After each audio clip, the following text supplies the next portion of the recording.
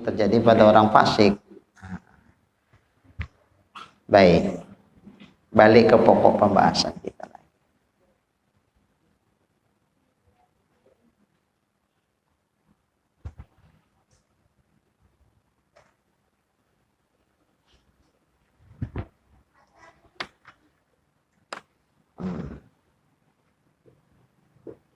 Jadi dibukakan Allah hijab kepada Nabi, kepada pendengaran Nabi akan kalamnya yang qadim, di mana kalam Allah itu kan ta'alluqnya dilalah, menunjukkan ia atas terangkat maqam Nabi yang agung, sehingga Nabi tahu dengan didengar Nabi kalam Allah yang qadim itu yang menunjukkan atas makom Nabi yang terangkat sebagai makom yang agung, tahulah Nabi, inilah bentuk tahiyat Allah itu kepada Nabi.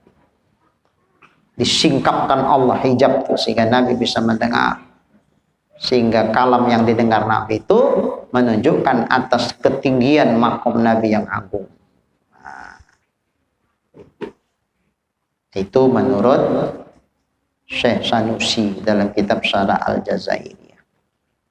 Dan tidak meridhoi sebahagian mereka tafsir salam itu dengan aman.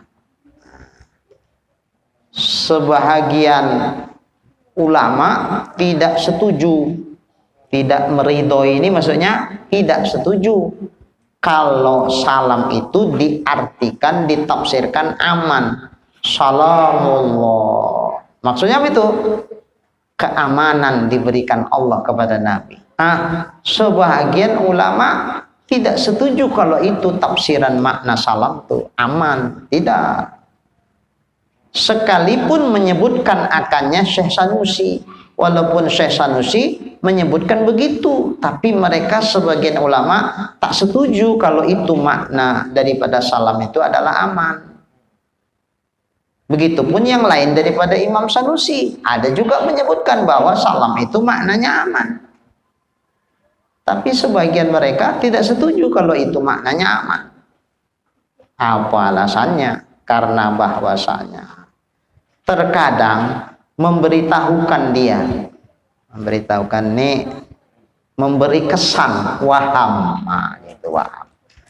Bisa saja orang menduga-duga akan tempat sangka, takut. Kesannya kan begini, Nabi itu takut dengan azab Allah, takut dengan neraka Allah, sehingga ketakutan Nabi itu diberikan Allah rasa aman kepada Nabi, sehingga Nabi tak takut lagi. Kesannya begitu.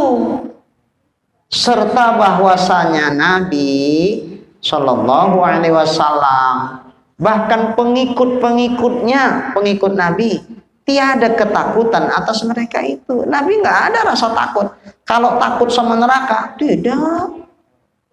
Takut dengan azab Allah, tidak. Jangankan Nabi, Rabi'atul Adawiyah pun tidak. Sampai dalam munajatnya dia bilang sama Allah, ya Rabb, andai aku beramal ini karena takut dengan neraka-Mu ya Allah, masukkan aku ke neraka-Mu ya Allah. Kalau aku beramal ini karena ingin surga-Mu ya Allah, haramkan surga itu sama aku ya Allah. Tapi sesungguhnya aku melakukan amal ini semata-mata aku ingin ridho-Mu ya Allah. Aku nak mesra-mesra dengan-Mu ya Allah. Jadi ibadah tuh nak mesra sama Allah, bermesra-mesraan kayak pengantin baru. Gimana Pak? Pengantin baru. Senang-senang. Oh, senang-senang. Iya. Sonang. Tapi pengantin baru gini hari sudah tidak lagi. Kenapa? Sudah dihabiskannya yang pacaran itu. Jadi waktu malam pertama baru tidak lagi macam, udah habis, udah hambar, sudah tak berasa lagi, udah biasa-biasa aja. Udah dingin dia, tak hangat lagi. Hangatnya udah lewat duluan. Makanya jangan pacar-pacaran. Ada yang masih muda-muda kan, belum nikah. Jangan pacaran. Pak Boru atau pacar-pacaran lagi. Harap dia maling. Iya. Pacaran 7 tahun. Menikah 3 tahun, ceng. Nah, telat 3 pula lagi tuh. Agak, ya. Coba kalau tak jumpa, udah begitu cuma ditengok, oh ya mak cocok kali lah, aku rasa masya Allah cantiknya lah adik ini ya Allah, yang sana ya Allah subhanallah ganteng kali ya Allah, pas kali lah aku rasa. Ditanya sama ayam, macam mana aku rasa? Malu-malu. Iyalah ya katanya. Yang macam begini begitu menikah malam pertama baru jumpa, masya Allah tak terlalu membilangkannya. Cakap-cakap pun enak didengar. Ya Allah. Dibikinlah teh manis sama istri. Enak bang teh manisnya. Iya. Yang bikin manis dek sebetulnya bukan gula yang kau aduk tuh. Tangan kau yang mengaduk tuh lah bikin manis tuh.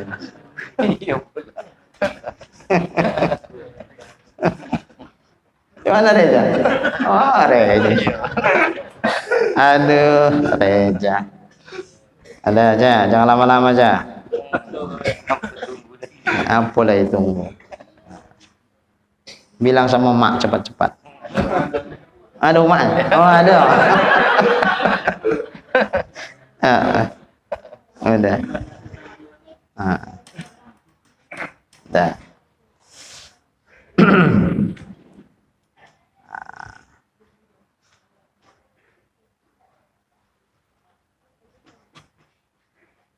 Jadi ibadah sama Allah sekelas Rabi'atul Adawiyah bukan lagi karena nak surga. Kalau surga itu udah yakin di sama Allah. Innallaha la yukhliful mi'ad. Allah tak akan ingkar dengan janjinya. Siapa yang beriman beramal soleh akan dimasukkan ke dalam surga. Surga yang tajri min tahtihal anhar, mengalir sungai di bawahnya. Udah yakin itu. Enggak perlu jadi motivasi untuk dia beramal, enggak, karena udah yakin sama Allah. Itu kerjaan Tuhan, ngapa kurus-urus? Kerjaan aku yang kurus. Apa? Mengabdi sebagai hamba kepada Allah. Itu yang kurus. Kalau kerjaan Tuhan, udah enggak, aku enggak sanggup siapa. Tidak pula karena takut neraka. Kalau ibadah karena takut neraka, seandainya Allah tidak mengancam masuk neraka, lalu kita berhentikan ibadah ini. Atau jika Allah tidak menjanjikan surga, lantas kita berhenti ibadah sama Allah? Tidak. Karena ibadah itu kebutuhan hati, kebutuhan batin. Ada semacam kepuasan dalam hati kita. Relung hati kita yang kosong itu menjadi berisi. Terasa manis, lazat dalam ibadah itu. Allahu Akbar, ini nikmatnya sembahyang ya Allah. Maka Nabi dijadikan Allah Ta'ala ketika sujud itu qurrata ayun, sejuk batin Nabi merasakan. Adakah kita begitu? Cemana lah Ustaz mau gitu, sembahyang aja kayak batu ayam Ustaz, cepat pun cepat. Cemana mau nikmat? Makan aja pun kalau ditolan saja, dikunyah 2 kali, kunyah 2 kali, mana ada nikmatnya itu? Enaknya makan dikunyah-kunyah dulu. Pelan tapi pasti. 2 piring habis juga. Tapi dinikmati. 2 piring habis tak nikmat dia. Asal ditolan nih saja. Tolan, enggak nikmat. Tolan. Dikunyah. Dinikmati. Saya kalau nonton film, bukan film, apa namanya? Ada yang iklan makan-makan itu. Sabar, kabarnya udah meninggal. Makan. Cara makannya itu, entah enak tak enggak, tak tahu lah. Tapi gaya dia makan tuh kayak enak kali. Lazid. Gaya makannya itu, ya Masya Allah. Memang dinikmati kali. Nampak kali penggemar makannya. Mazid. Nah, kalau makan begitu, tentu makanan hati pun begitu. Baru terasa lezat di dalam hati kita, nikmat betul ibadah itu kalau memang dirasakan nikmatnya. Bacaan sholat itu kan dialog kita sama Allah, bercakap-cakap kita sama Tuhan. Allah. inna sholati wa nusuki wa mahyaya wa mamati lillahi rabbil alamin. Bercakap kita sama Tuhan, menyatakan diri kita sama Allah. Sholatku ini ya Allah, ibadahku, bahkan hidup matiku untuk Kau ya Allah. Itu syahdu itu. Syahdu betul. Nah, maka dirasakan betul. Dinikmati betul bacaan tuh. Semacam berkata-kata awak sama Allah. Karena kita yakin yang kita cakapkan ini didengar Allah. Yang kita cakapkan ini dilihat Allah. Diketahui Allah. Bahkan relung hati kita betul enggak yang kita cakapkan nih, atau jangan-jangan cuman cakap-cakap ecek-ecek di dalam hati, enggak ada seperti itu. Allah pun tahunya itu. Jadi terasa. Jadi Rabi'atul Adawiyah sudah menikmati itu. Makanya nak mesra dia sama Allah. Kalau sudah mesra ridho lah itu ya. Kalau udah mesra udah ridho lah itu. Itu yang mau. Perkara surga neraka udah itu urusan Allah lah, itu enggak urusanku macam mana supaya aku bisa merasakan kenikmatan aku, merasakan kedekatan aku dengan Allah. Habis itu saja, tak ada yang lain. Makanya mereka-mereka yang sudah begitu sampai makomnya sama dia, belum ke surga, di dunia sudah merasakan surga. Surga apa? Surga kedekatan dengan Allah. Itu melebihi dari bahkan nikmat surga sekalipun. Seperti melihat zat Allah yang laisa kamitslihi syai', melebihi dari bahkan nikmat surga. Maka para aulia Allah, para kekasih Allah, orang-orang yang mendapatkan ridhonya Allah, mereka merasakan hatinya kedekatan kepada Allah, kenikmatan yang bahkan melebihi dari nikmatnya surga sendiri. Jadi kalau udah kayak gitu, udah mereka nggak pusing lagi dengan surga. Bukan mereka sombong nggak mau surga, lain. Kalau nggak mau surga itu, ya Allah, usah kasih aku surga, gitu. Ini enggak, mereka nggak menolak surga tuh, cuman mereka tak mau menduakan Allah dalam ibadah tuh karena surga. Kalau karena surga pun tidak, apalagi karena dunia. Kocek kali dunia ini dibandingkan surga. Cuman lah kita mengkelas-kelaskan hati kita tuh ke sana. Ya pelan-pelan lah, memang harus begitu.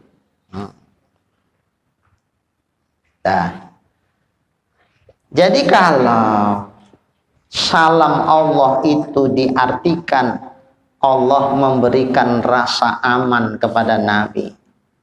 Kalau itu maksudnya, itu ada kesan seolah-olah Nabi ketakutan. Kemudian dikasih Allah salam kepada Nabi, dikasih Allah keamanan kepada Nabi. Ada kesan begitu, padahal Nabi tidak ada rasa takutnya sedikit pun. Kalaupun Nabi takut, ia takut, maksudnya Nabi SAW takut. Takutnya Nabi itu adalah takut karena kehebatan dan kebesaran Allah. Takut atas kehebatan Allah, kebesaran Allah, bukan takut dengan sesuatu yang diancamkan Allah. Enggak. Karena itulah maka Nabi bersabda sallallahu alaihi wasallam, "Inni la akhwafukum minallah." Ini pakai nun ini pakai inna itu kali taukid ya, harfu taukid. La akhwafu lam li taukid juga itu. Jadi dua kali disungguhkan Allah. Sesungguhnya aku orang yang paling takut kepada Allah daripada kamu. Kalau cerita takut, aku yang paling takut dari kamu kepada Allah. Tapi takut bukan takut diazab Allah. Takut dengan kebesaran dan kehebatan Allah. Itu maksudnya. Kalau kita takut sama Allah, iya juga. Takut neraka, iya juga ya. Takut nggak masuk surga, iya juga. Ya gitulah, kelas kita masih begitu. Cuman lah, masih kelas iman anak-anak lagi. Perlu nak ditakut-takuti. Kau sapu ini ya. Malas lama. Apa kau bilang? Oh enggak kau ini. Oh iya mak, iya mak. Ah, masih kayak gitu. Baru mau Pak mengerjakan perintah orang tua tuh. Biasa yang kayak gitu masih anak-anak itu. Ah. Anu, iya mak. Kau belikan mak tuh gula. Ada baliknya enggak mak? Aduh. Berapa? 5.000. Ah iya lari dia cepat. Nah, masih kayak gitu. Makanya kalau hari raya kita bersilaturahim, dibawalah anak-anak tuh, istri dibawa, anak dibawa, pergilah ke rumah orang tua awak. Beda enggak anak awak sama awak menjumpai orang tua? Beda. Kalau anak awak dekatinya tuh apa? Apa bilanglah, atuk pun paham, tapi suka atuk yang melawani cucunya. Apa bilanglah, mana tahu atuk kalau aku bilang. Oh atuk, apa? THR tuh, Allah THR. Bilang THR aja pun payah kali kau. Nah, begitu dikasih lari nggak dia? Lari, mau lagi dekat-dekat sama atuk ini? Ada. Sebelum dikasih, nempel aja kartu itu dapat lari dia. Tapi kalau menantu sama mertua kayak gitu, ibu kalau datang sama mertua gitu, mak, oh mak, you, menantu mak, mantu kesayangan nih mak, THR mak, pala begitu pula menantu sama mertua. Nak silaturahim dia, nak dokat-dokat sama mertuanya. Kalau aku ada salah minta maaf, ya mak, itu dia. Nak minta maaf atas kesalahan. Nak bercerita-cerita lah sama mak, silaturahim, menyambungkan tali batin awak sama mak, sama mertua tuh, sama ayah awak, sama mak awak. Itunya tujuan awak datang. Begitu juga lah para wali Allah tuh. Ketuhan ibadah tuh datang ke kehadiran Allah tuh, nak begitulah dia. Jadi kalau masih nak balen-balen lagi, itu berarti macam tadi itu anak-anak. Jadi kira-kira kita masih anak-anak nih. Ketuhan. Si anak-anak ya, masih anak-anak. Masih nak minta balen nih. Minta balen. Dah. Beribadah udah 30, 40, 50 tahun masih kayak anak-anak juga, tak naik kelas. Udah sama surga Allah, lo usah khawatir, Allah itu janji pasti ditepati. Maka enggak itu, udah baguskan dari ibadah. Kalau bagus ibadah sama Allah Ta'ala, insya Allah tidak akan mengingkari janji. Jadi salam Allah tuh tidak diartikan aman. Tapi salam Allah itu adalah tahiyatullah pada diri Nabi. Cemana bentuk tahiyat itu? Tadi dibukakan Allah hijab kepada pendengaran Nabi sehingga Nabi bisa mendengar kalam Allah yang qadim. Kalam itu menunjukkan atau dilalah kepada Nabi itu makomnya tinggi di hadirat Allah. Itu maksudnya.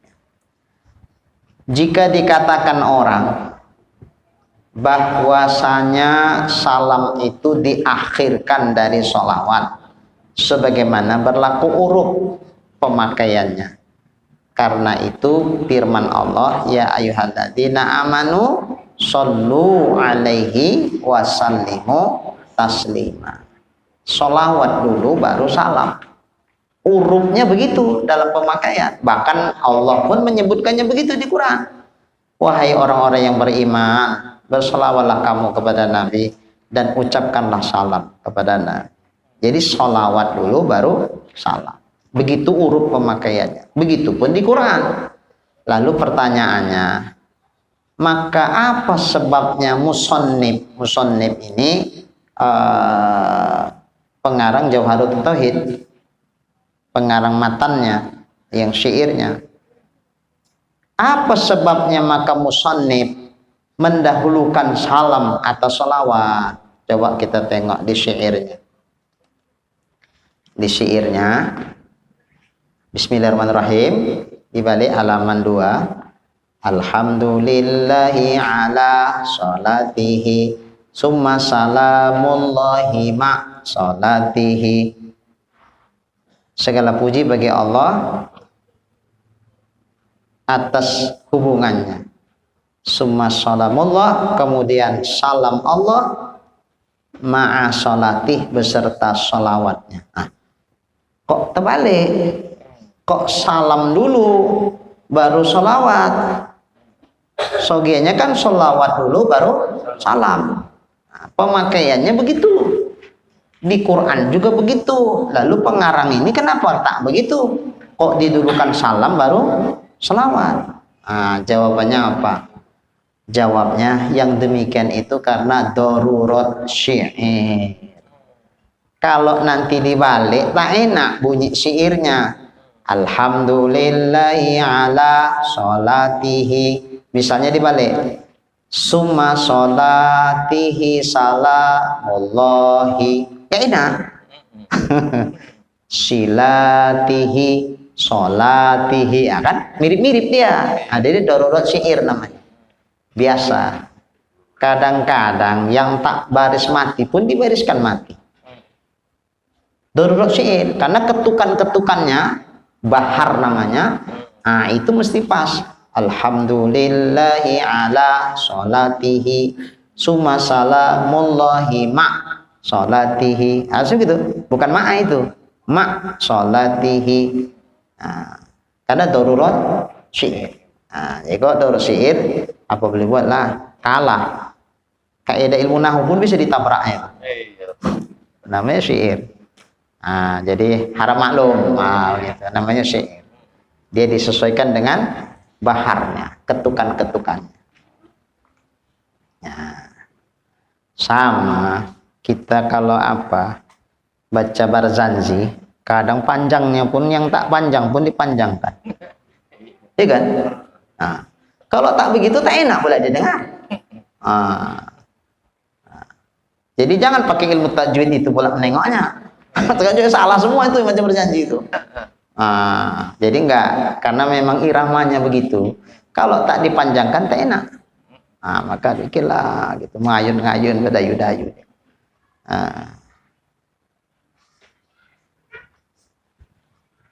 Kadang kan Allahumma sholli ala Sayyidina Muhammad, kan tak panjang juga. Tapi kalau tak begitu tak enak pula. Muhammad, jadi Muhammad. Kalau iramanya biar kena. Ya udahlah, maklum. Dan makna sholawatullah kepada Nabi itu ialah rahmat. Dan dari malaikat itu istighfar, permohonan ampun. Dan dari selainnya, selain Allah dan malaikat adalah doa. Innallaha wa malaikatahu yusholluna 'alan nabi. Sesungguhnya Allah dan para malaikat mereka berselawat kepada Nabi. Macam mana salawat Allah sama Nabi? Bukan Allah bilang Allahumma sholli ala Muhammad, bukan begitu. Makna salawat, Allah berselawat kepada Nabi, Allah mencurahkan rahmatnya kepada Nabi. Begitu juga ada sebuah hadis yang menyatakan begini, barang siapa yang berselawat kepadaku, maka Allah akan berselawat kepadanya. Barang siapa yang berselawat kepadaku sekali, Allah akan berselawat kepada dia 10. Siapa yang berselawat kepadaku 10, Allah akan berselawat kepada dia 100. Siapa yang berselawat kepadaku 100, Allah akan berselawat kepada dia 1000. Siapa yang berselawat kepadaku 1000, maka diharamkan jasadnya disentuh api neraka.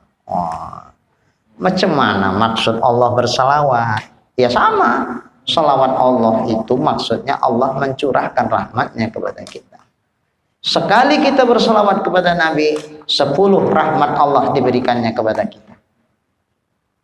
10 kita berselawat kepada Nabi, 100 rahmat Allah dicurahkan kepada kita. 100 kali kita berselawat kepada Nabi, 1000 rahmat Allah diberikan kepada kita.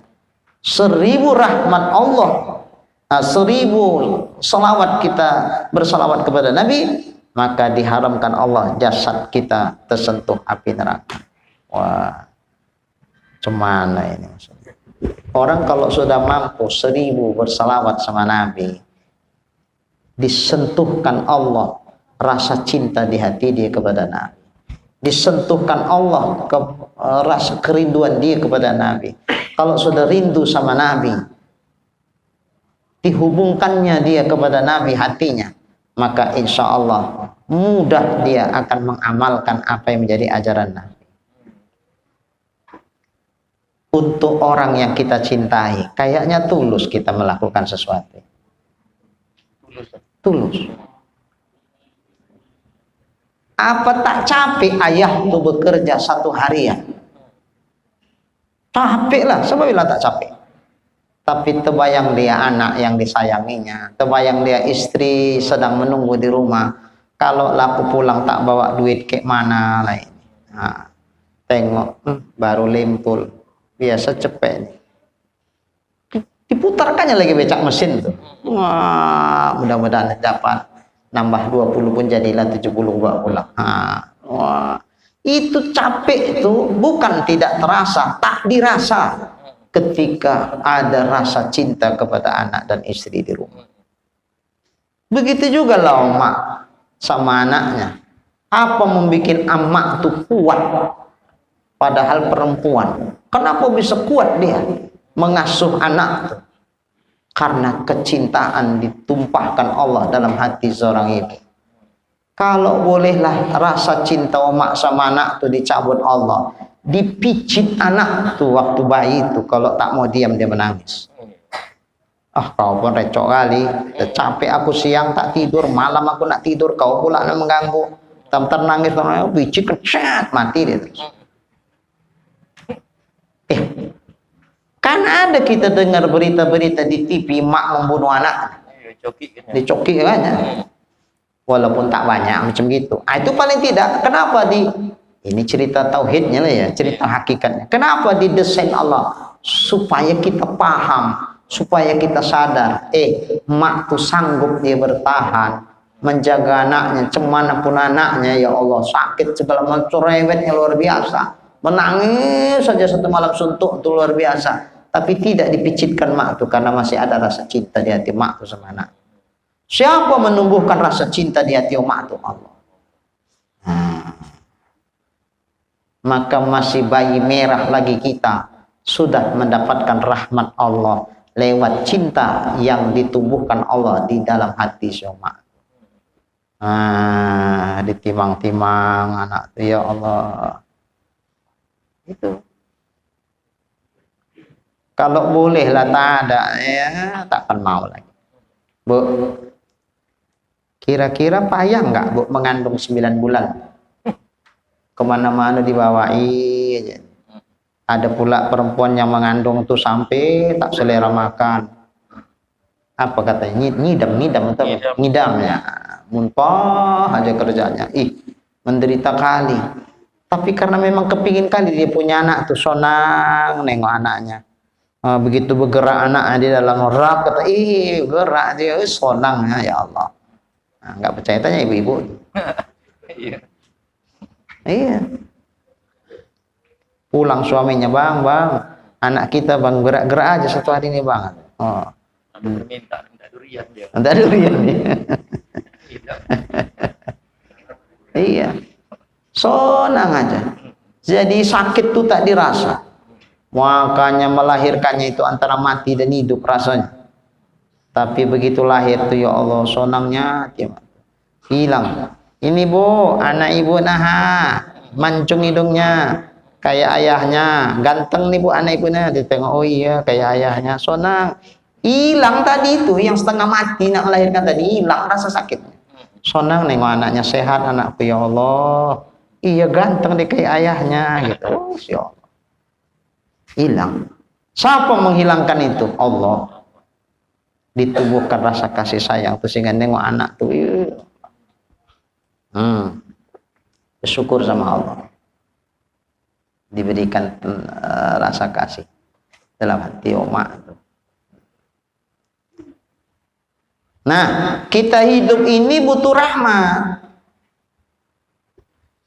Makanya kemerdekaan Indonesia pun dengan rahmat Allah. Nah, kan rahmat juga. Rahmat. Jadi hidup kita butuh rahmat semuanya. Kalau tidak karena rahmat Allah, tak bisa kita begininya. Maka butuh rahmat. Ini kalau cerita rahmat, awak pikir rojoki saja. Enggak, sehat pun rahmat, sonang hati pun rahmat, dapat ilmu agama rahmat, berkumpul di tempat ini pun karena rahmat Allah ini. Kalau tidak, tak jadi kita kumpul nih. Nah, jadi butuh rahmat. Yang pasti untuk selamat dunia akhirat butuh rahmat Allah. Siapa yang mau rahmat Allah, selawat kepada Nabi. Jadi makna sholawat itu apa? Rahmat. Kalau Allah kepada Nabi. Lalu kalau malaikat bersolawat kepada Nabi, Allah beristighfar. Memohonkan ampun buat Nabi. Loh, tapi Nabi tidak berdosa. Kenapa dimohonkan ampun? Bukan. Kalau orang yang memang berdosa dimintakan ampun, Mbak, dihapuskan dosa. Tapi untuk orang yang tak ada dosa dimohonkan ampun, maksud tujuan menaikkan derajatnya di sisi Allah, menaikkan derajatnya. Bukan nak menghapus dosanya, yang tak ada pula dosanya, apa dihapuskan?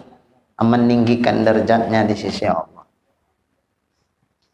Makanya dalam kitab At-Taqriratus Sadidah di sana disebutkan, ini kalau yang meninggal bayi, lalu kan doanya Allah maj'alhu faratan li abawai dan seterusnya, masalah zuhran wa'tibaran wa syafi'an wa saqil bihi mawazinahuma dan seterusnya. Di situ disebutkan seandainya cuman ini dibaca, tidak pakai doa yang biasa, Allah maghfirlahu, ini sah enggak itu sebagai doa? Jawabnya ada mana? Tidak sah. Kenapa? Di takbir yang ketiga itu yang menjadi rukun sholat jenazah tuh doa untuk mayit. Sementara Allah maja'alhu faratan li abawai itu doa untuk orang tua si mayit. Apa doa si mayit? Doa untuk orang tuanya, kan untuk si mayit itu. Nah, sehingga ada sebagian ulama mengatakan kalau cuma itu tok lah dibaca nggak sah. Dan nggak bisa ini doa untuk mayit secara khusus. Nggak bisa secara umum, nggak sah. Allahumma gfir lil muslimina wal muslimat wal mu'minina wal mu'minat al ahya'i minhum wal amwat. Masuk nggak dia? Masuk. Ya Allah, ampunkanlah kaum muslimin dan muslimat, mukminin dan mukminat yang hidup maupun yang mati. Nah, yang mati itu kan masuk dia kan? Masuk. Seandainya itulah kita bikin doa untuk takbir ketiga, sah apa enggak? Enggak sah. Kenapa? Karena doanya umum, sementara yang jadi rukun doa yang khusus untuk mayit. Makanya harus Allah maghfirlahu warhamhu, untuk dia saja. Tak boleh dicampur untuk yang lain. Kalau untuk anak-anak macam mana? Allah maja'alhu faratan li abawai. Itu doa untuk orang tuanya. Yang menjadi rukun doa untuk si mayit.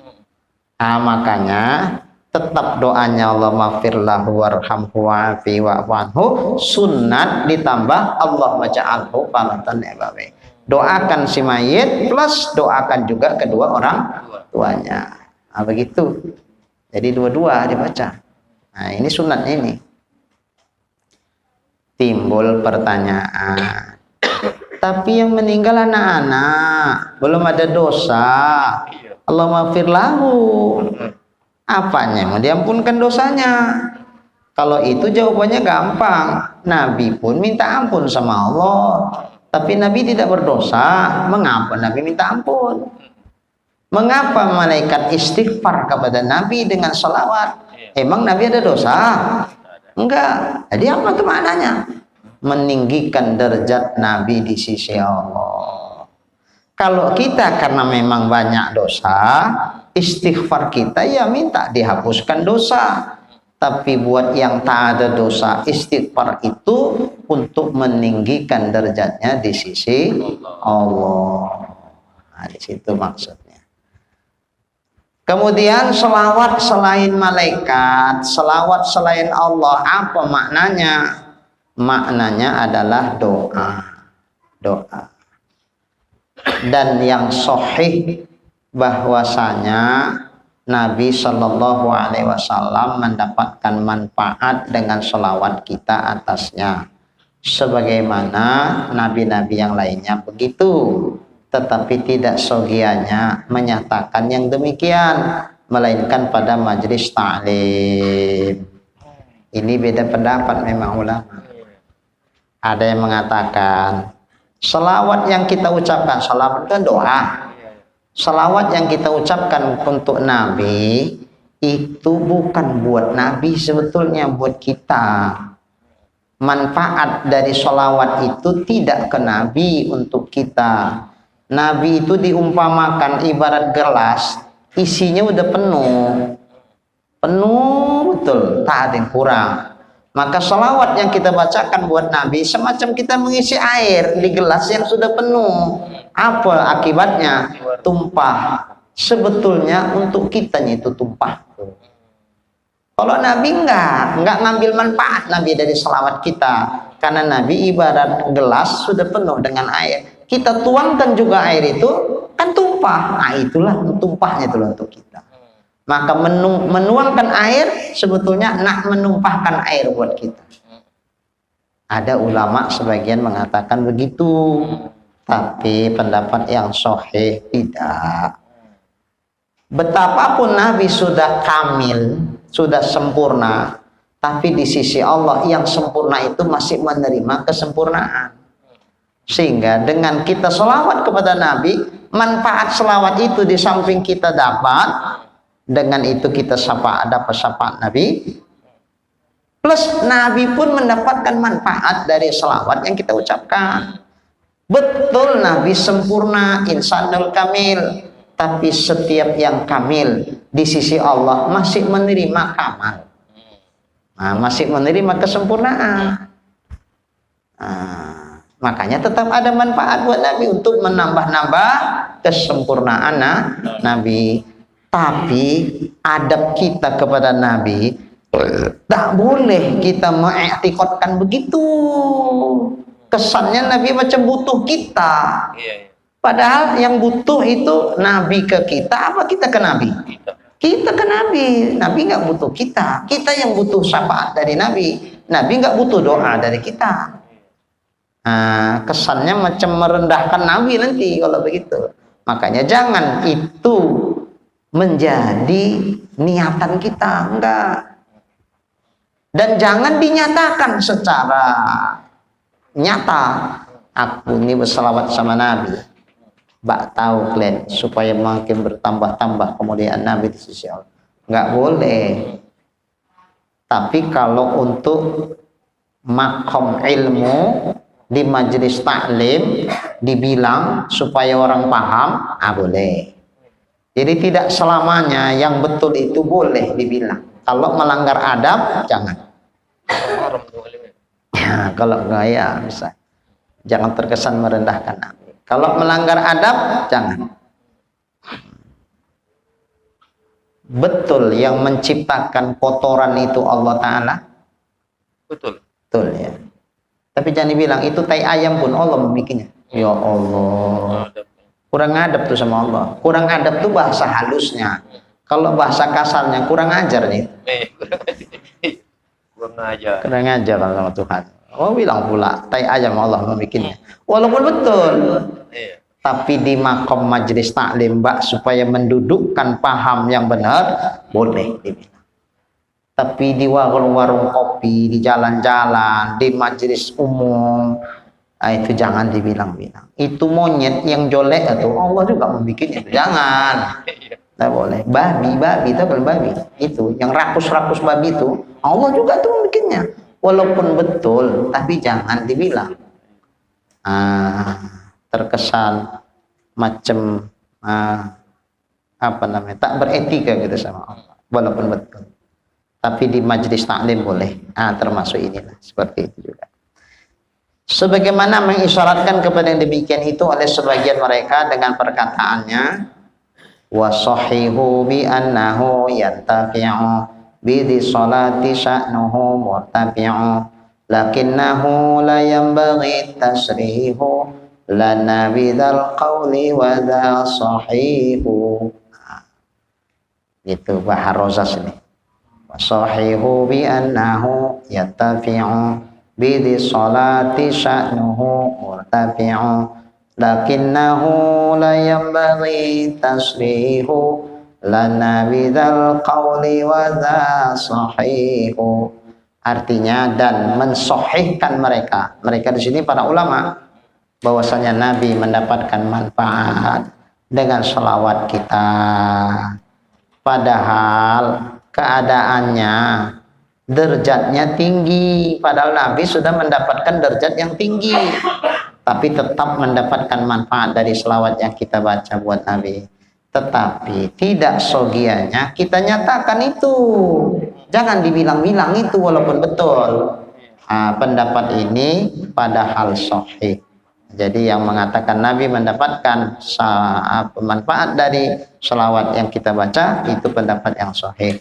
Tapi jangan dibilang. Itu melanggar adab. Katakil nanti akan datang. Seginilah dulu. Mudah-mudahan apa yang kita kaji insyaallah menjadi ilmu yang bermanfaat. Amin ya rabbal alamin.